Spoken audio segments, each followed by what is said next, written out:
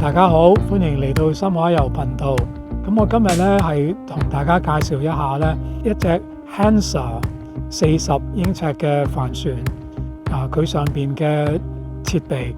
咁我哋亦都咧得到船主嘅陪同咧，為我哋逐一介紹嘅。而家咧我哋係由船頭開始咧向大家介紹嘅。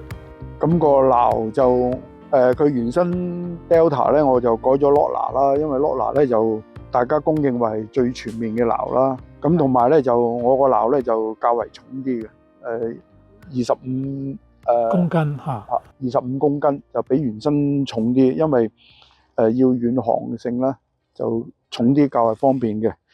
咁錨鏈咧就佢原身嚟咧就30米嘅啫。咁如果要遠航咧，就最好有100米嘅錨鏈啦。咁另外咧就我有3個錨嘅，因為後備錨一定要帶噶啦。咁前帆咧就 Auto Tech 啦，好方便，一個人就可以控制啦。主要就係呢條軌道做咗 Auto Tech 啦。咁因為 Auto Tech 咧就前帆咧就較細啦，咁你就主帆咧就較為大啲啦，同埋條 mast 咧就19米，就比一般較為長啲嘅。因為佢要填補翻個前帆不足啦，咁獨木舟咧就好多時係娛樂嘅啫，咁另外咧就啲窗如果咁樣冚咗佢咧，就可以防紫外線啦，嗰塊膠冇咁容易壞啦，同埋亦都令到內籠係涼爽一啲係啦，咁我有啲嫌佢咧就係可能我較為高啦，呢個太過矮啊，呢個係通病嚟㗎啦，我都試過翻咗落去。係啊，好容易，因為其實呢個咧，佢喺你個重心嘅高過你嘅重心啊嘛，係冇用嘅，即係呢個唔應該叫做 lifeline 㗎。係啊，如果遠航船咧就應該係設計高少少，安全啲咯。係啱。咁啲繩就綁住拉行佢，唔使頂佢揈咁樣打響個 mast。主帆就個 lazy jack 啦，就落帆好方便啦。咁呢個後篷咧，如果去啲熱帶地方咧，就係冇佢就唔得嘅。係啊，呢個係即係必需品嚟㗎啦。因為真係啲紫外線好強啊，成日曬夜曬啊嘛，你喺嗰個係好長時間喺陽光下啊嘛。咁就因為我去遠啲嘅地方啦，咁個電力好緊要啦，所以有太陽能板同埋風力發電啦。咁電子儀器又比較多啲，所以你會見到好多天線啊咁成啦嚇。咁天線就有 single side band 啦，有AIS 啦，同埋有navigation 嘅天線啦，有 GPS 嘅天線。GPS 天線就裝晒喺個底，因為玻璃纖維殼咧就 GPS 天線冇影響。喺下邊嘅，即係冇擺出嚟甲板。係啦，因為嗰啲下邊都冇問題。邊子我就改咗電動啦，因為年紀大都出唔到咁多力啦。有個電邊子係較為方便啲嘅。係啊。咁就兩邊駕駛就有好有唔好啦。咁如果遠航橡皮艇就因為要上岸啊諸如此類咧，橡皮艇係非常之重要嘅。咁另外就我放咗另外一套錨喺船尾咧，就係方便有咩事咧，就都可以喺船尾抌錨。係抌個尾錨。因為如果風大浪大咧，就去前邊唔係好方便，所以船尾都有一套錨咯。咁呢個就係一般嘅日常飲品啊，當凳坐啊咁噶啦。咁你頭先仲提到有3個錨咧，咁最第3個錨喺前邊，喺邊度咧？前邊喺埋船頭嘅。即係前後都有錨噶啦。嗰個係幾大嘅咧？嗰個30公斤嘅。30嘅，細少少嘅，比起45嗰個係大啲哦。大過25公斤。因為你呢個係25哦，仲有一個更大嘅，即係咪暴風啊，或者係當一個錨都發現即係爬唔穩嘅時候咧，就再加一個。所以錨繩都有3套，錨鏈都有3套。好重，好穩陣啊！因為唔知遇到咩環境啊，所以電子儀器就隻船都係嗰一套噶啦係即係例牌嘢，例牌噶啦。我咧就特別啲啦，冇風舵因為咧就風力我請教過人啦，佢就認為咧新一代嘅自動舵咧已經係好完善㗎啦。電池嘅咁我亦都試過連續成10幾日都係冇問題嘅，即係連續運行，當然有停嘅時間啦，即係連續運行19日都完全冇問題㗎啦。同埋有人證明咧就係開1個月唔停都冇問題嘅，呢樣嘢唔使擔心。跑長途咧，希望添置嘅設備會係啲乜嘢咧？如果我呢隻船嚟講咧，我就覺得就我少咗個海水化淡啦。另外一個咧就係我個燃油箱太細啦，就唔係好適合跑長途。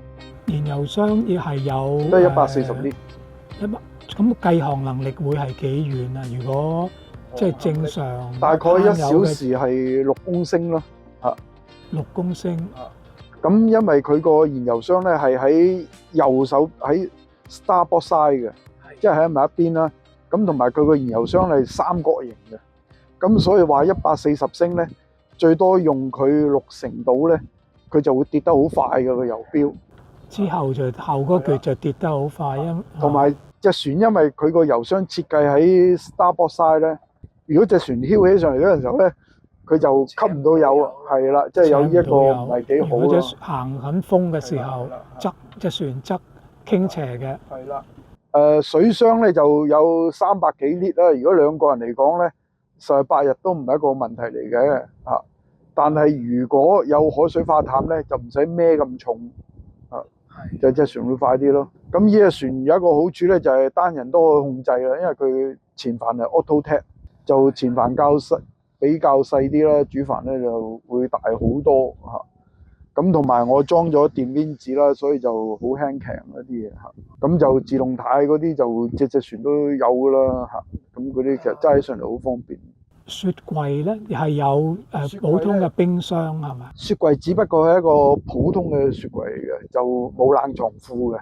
係冇 freezer， 冇嗰個嚇。咁我另外有買多咗個流動嘅冷藏庫啦，就用直流電嘅。呢個遠航一定要有冷藏庫啦，因為好唔好使啊？幾好噶，唔錯噶2個人好方便咯。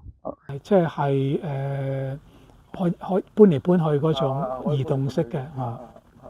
咁另外咧就我另外有2個冰箱啦，咁都係方便製冰之後咧就愛嚟冷藏嘢嘅嚇，蔬菜嗰啲就冇問題。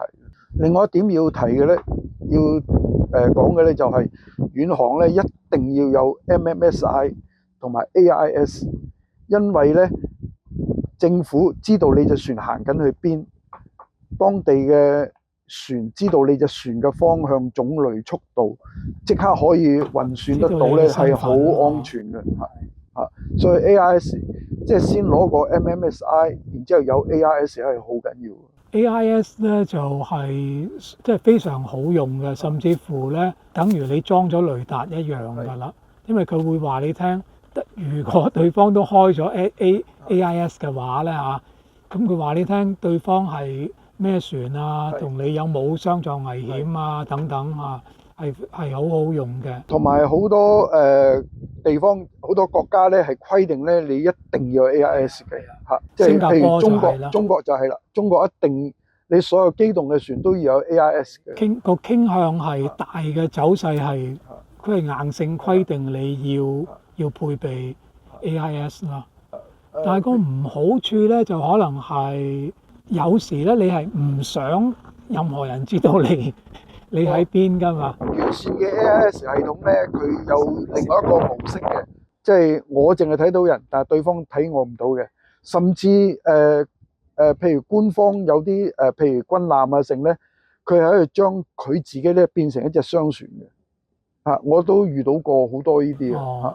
淹沒自己嘅身份啦等到你唔提高戒心嚇。但係有一樣嘢咧，就係唔可以隨便將自己個 AIS 關閉嘅，因為譬如咧，我經過菲律賓黃岩島嘅時候咧，我俾一隻軍艦咧，菲律賓嘅軍艦跟咗2日嘅咁我唔敢識，佢就因為懷疑你搞震嚇。因為我要表明我個身份。之前我參加 Rally 嗰啲船友咧，有人話我7年喺海度都未曾關閉過 AIS 一個瑞士家庭佢話千祈唔好立亂關。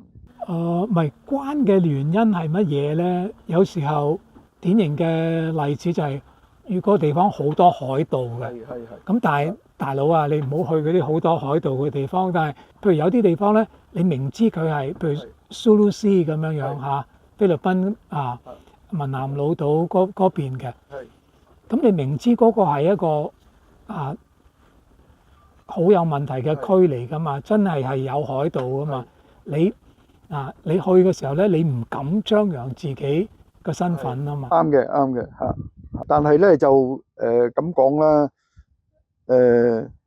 譬如新加坡咁咧，係唔容許你關咗 AIS 嘅。你通過嘅時候，因為佢一定要識別你嘅嚇。去新加坡根本就已經全程有人跟住你，吊住你尾啦。老實講，我最後一次去係咪有人由頭到尾監視住？同埋仲有一樣咧，佢打劫你，佢都要衡量過嘅，有冇價值嘅。所以其實都唔使驚得咁多㗎。隻船都冇咩值錢嘢俾人攞係嘛？咁你主要都係2位船員嘅啫喎。係啊，水底嘅嘢係我啦，機器係我啦，電子嘢係我咯。佢就係通訊同埋揸船咯，最主要嘅嘢咁樣嚇。煮飯就邊個得閒邊個煮，咁都冇乜嘢㗎啦。咁另外我哋仲有一樣嘢咧，就係夜晚 duty 嘅時候咧，我哋會有個計時器嘅。咁譬如咧，嗰個計時器咧就係譬如20分鐘就響一次。咁咧佢一響嘅時候咧，佢就撳熄佢。咁如果譬如我喺下邊瞓覺嘅時候咧，個鬧鐘不停響咧，就即係話有事啦，出事啦。咁我哋有一個安全機制咯。咁所以我有好多計秒錶啊。如果個驚住佢瞓着咗覺打不停咁響咧，咁就大件事啦。一係就跌咗落水，一係就瞓着咗。冇人去熄嗰部機。哦，即係我哋有一個咁嘅安全機制，咁我覺得係幾好嘅一個機制。不過佢影唔影響到你咧？你下邊瞓緊嗰一位咧？唔影響，都係，因為你都太攰啦。夜晚黑就好醒瞓㗎啦，有陣時甚至喺度瞓添嚇。即係天氣惡劣嘅時候，就反而要係咪咁咧？因為要迅速能夠採取行動。如果係咪咁咧？因為天氣好先瞓上邊。如果天氣惡劣嘅咧，就個控制嘅方法又唔同啊。多數咧就閂埋門咧就行自動態，就喺下邊睇 AIS 同埋睇雷達㗎。真係落緊雨啊！係啊，因為狂風暴雨嘅時候咧就冇辦法小雷啦。暴啊，所以你唯有俗稱即係唯有咧就係行自動態就行慢啲，咁個人就喺裏邊㗎啦，即係睇 AIS。仲用唔用風行啊？咁就睇情況嚇。盡量唔用風行㗎啦，因為行自動態行仲要行慢啲添，即係希望熬過咗就平安咁咯。因為視野啊，成啊都有受限制。另外仲有一樣嘢咧，就隻船一定要帶定幾個水桶，同埋帶定一啲油桶啦。因為買油好多時咧係要靠攞隻桶去裝。咁咪你一轉咧就攞唔到幾多嚇？唔係香港咁咧就可以買嚟入油啊嗰啲嘅。好多時咧係要自己帶幾隻桶，車隻橡皮艇出去攞油攞水嘅。補充所以一定要有好緊張啊！嗰啲桶一到埋到岸咧，有人借桶啊，有人剩㗎。好值錢，好值租啊！嗰啲25公升嗰啲油桶、水桶咧，就一定要有喺度，唔可以冇。講開桶咧，我就覺得最好就唔好超過20公升，因為咧你通常你個船邊都相當高啊嘛。你要將一個20公升嘅油咧抽到咧，去到船邊咁高咧，唔係一件易事，尤其是你一個艇仔度搖嚟搖去。其實我覺得最方便咧，就係買25公升大口嘅，即係個開口較為大一啲嘅。大啲倒出嚟。我哋用電泵㗎啦。電泵，用電泵泵噶啦。個口大啲咧，就可以插電泵落去泵啦。另一個問題咧就係，如果行長航咧，嗰個引擎室嗰個通風係好緊要。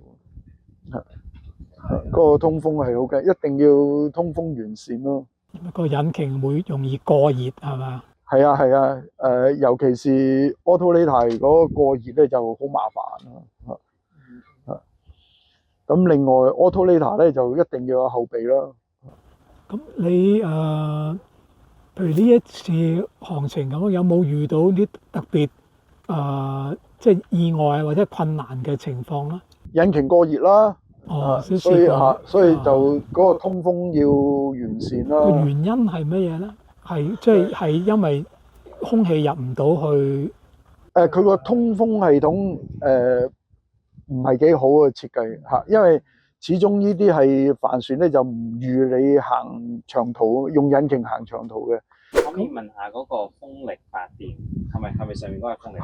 風力發電咧就可以補充咗夜晚，仲可以自己即係夜晚黑可以產電咯。因為你太陽能板咧就係靠有太陽佢先產，就能夠產電。等夜晚黑咧就你行船嘅時候咧就風力發電就自己會產電噶啦，就補充咗夜晚嘅電力咯。會唔會好多阻力咧？即係擺咗風力？咁啊，即係有一樣得益啊，梗係有一樣損失噶啦。但係其實唔覺嘅，好輕微，唔覺嘅嚇。因為你長時間喺度，其實佢個阻力損失都唔係好大，反而佢提供咗電力，仲得益咗添。即係風力同太陽能板咧，都係一個充電系統嚟噶嘛。就係另外仲有一個就係引擎嘅 Autolader 啦，咁佢都係補充翻電池嘅電咯。咁我哋所有嘅儀器啊，全部咧都係靠電池嘅電咯。